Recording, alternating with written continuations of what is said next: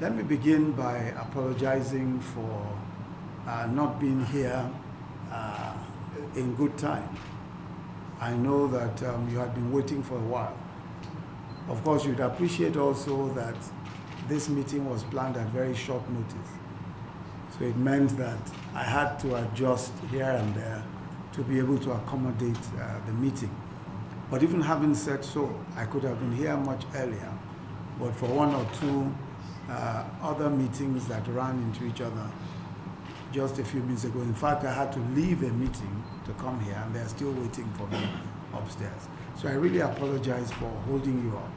I know that you are here for the convention, and that you are extremely busy and you have a lot to do even today. So I really first say how deeply honored I am that you have chosen to pay a courtesy call, even during such a very busy time, such as the period of your convention. It's an honor, and I appreciate it greatly. I want to say first that the NURTW is one of the truly national organizations that Nigeria can boast of. And anyone who is familiar with the history of even our nation, and especially the politics, the socio-economic development of our nation, cannot ignore the very important role that the NURTW has played and is poised to continue to play. One of the important reasons why I say that this is a truly national organization is because, even as you can see from this gathering here, everyone from across the nation is here. And not just here as a spectator, but as a stakeholder in the road transportation network and road transportation work of this country. That is a very important thing indeed. Aside from the army and some of the forces, it's unlikely that you would have any other organization that has a truly active national outlook, such as the NURTW has. Of course, the fact that you're a truly national organization, and also the fact that you're involved in road transportation, the most accessible form of transportation for the largest number of our people, also means that you are one of those, possibly one of the very few associations that is truly grassroots in its reach, because your organization is one that provides the form of transportation that most Nigerians have access to. Your association is not the association of aviation workers or aviation experts. Only a small percentage of Nigerians have access to air travel. But road transportation is the way by which we all move, not just men, women, children, but also goods and materials. So your role is extremely strategic, extremely important, and is not a role that can be diminished in any way, or that even can be overemphasized. And that is the reason why, in my personal view, it comes with a great deal of responsibilities as well. It's not a role that can be taken lightly at all. As a matter of fact, if road transport workers were to go on strike, I mean, if you'd called off your men, you would sabotage the economy of the nation. It's as important as that. And that is why, in order to fully appreciate that role, it comes with tremendous responsibility. One of the things that we have said consistently, and that many people have said consistently, including our President Muhammadu Buhari, is that our elite must understand that every privilege comes with responsibility. Every privilege. The privilege that we have today, the privilege that you are leaders of An organization of such power, of such importance, of such national spread comes with responsibilities. One of those responsibilities is in maintaining the peace and stability of that nation. Without the peace and stability of this nation, we cannot function. None of us can function effectively. In a time of war, in a time of hostility, none of us can function. When the society breaks down in any way, we cannot function. But it is those of us who hold the kind of responsibilities that you hold that can make a difference in ensuring that our country is well taken care of in terms of security, in terms of stability. We have an insurgency going on in the Northeast today. That insurgency is one that we believe has a clear terminal date. I believe very strongly that by the grace of God, we will see the end of the Boko Haram insurgency in the shortest possible time. But I say so because I believe also that all of us who are here hold ourselves to some extent responsible for ensuring that the insurgency does not continue. If you look at what is happening today, a lot of the children who are being used and individuals who are being used are conveyed from point to point. In Gombe, in Borno, in Adamawa, especially in Gombe and Borno, young children are being used. 10-year-olds, 10-year-old girl, 11-year-old, 12-year-old, little children are being used as bombers, because you cannot call them suicide bombers because they don't even know. These are children who don't even know anything. They don't even know that there is anything wrong with what they're doing, because until the bomb explodes and kills them, they're not aware. They're children.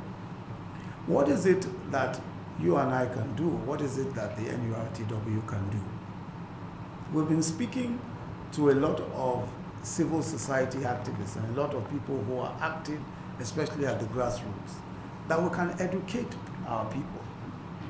We can educate our people. We can educate drivers. We can educate everybody who is involved in the entire transportation value chain to spread the message to everyone that we must be extremely careful about carrying goods that we cannot identify, ensuring that we don't receive goods that we do not know what the contents are, ensuring that we alert the authorities when we see suspicious movement, and letting our people know that they have a responsibility, letting drivers know, letting all of those who are involved in the value chain know that they have a responsibility to ensure that they make regular reports of whatever it is they find. And it is to you that they will make those reports. I would like to say that the federal government would give complete access, and this is why this visit is very important, to all of you, to be able to reach us whenever you can, so that information of any kind that is useful can be passed on. We must defeat this terrible killing of people. We must defeat this wrongdoing to people. And the only way to defeat it is if we all cooperate and work together. Having said so, I think that in many other respects, you've mentioned corruption. You've mentioned the need for our economy to grow.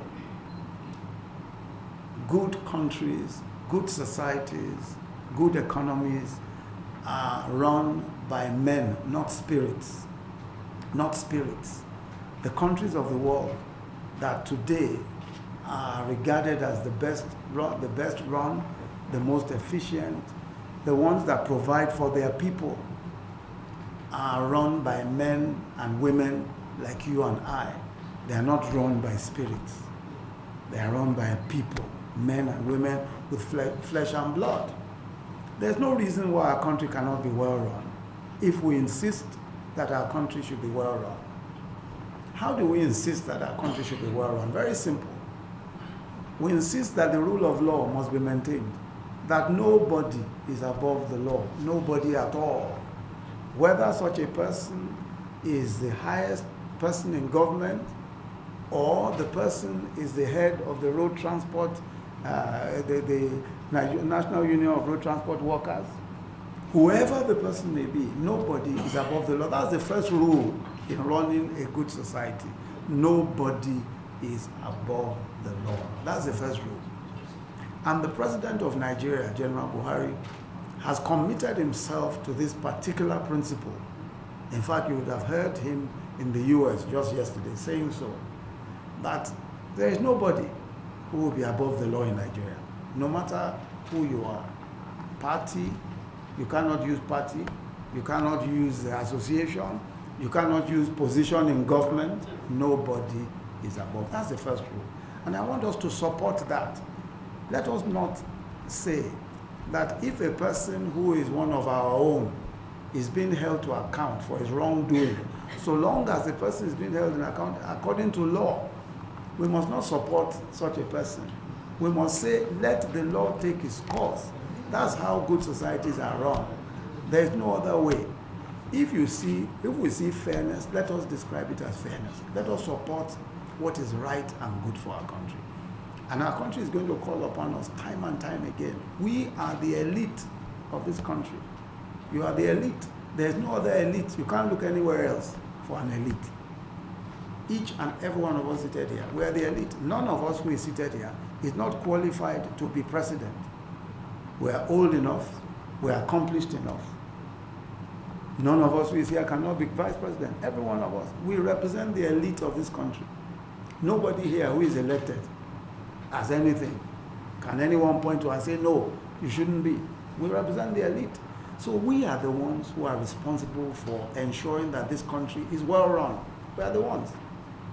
President Buhari has said, and I'm sure that when you do get an opportunity to meet him, he will restate this to you. He has said that what this government wants to do is to represent a transparent and open government, a government that believes in the rule of law, a government that will fight corruption, a government that believes that the people of this country, especially the common man, must enjoy the fruits of the produce of this country. Whatever it is that this country has, it must be available in terms of opportunity, in terms of provision for every Nigerian, especially those who have no voice.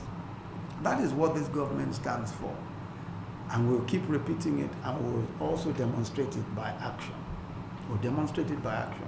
So I would like all of us, and especially this very distinguished organization, to support, just as you said, to support what this government stands for. Of course, you must be ready to criticize when you see something that's going wrong.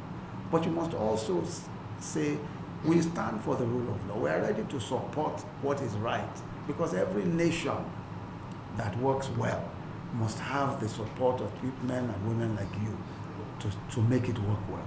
And I believe that our nation will work well. I believe that our nation will prosper. In the next few years, by the grace of God, we will see a change for the better in this country. So I want to thank you very much indeed for coming. I urge you all, of course, your role in compliance with the law, in compliance with all of the tenets and principles of the law is important. But I want to urge you all, to, just as I've said, to continue to uphold all of those principles that make for a good society. You are the best examples, as I've said, of a national reach. Our country is united. There are those who may want to disunite us, but just looking at everybody who is here, from everywhere in the country, our country is a united country. We believe in what is good and what is right. And I believe that that is what we'll always uphold and stand for. Once more, I want to thank you very much for coming. And I want to thank all of you. I cannot remember all of the names, but I will. I'm sure that when I shake hands with the president and the few who are on my left and right, we will at least be able to remember each other's faces. But please know that the government is open. We're ready at all times to hear your views, even at short notice, because as I said, this is short notice, but it's important that we remain open and available for you to reach us at any time so that you can express your views and let us know in what ways things can be made better. Thank you very much.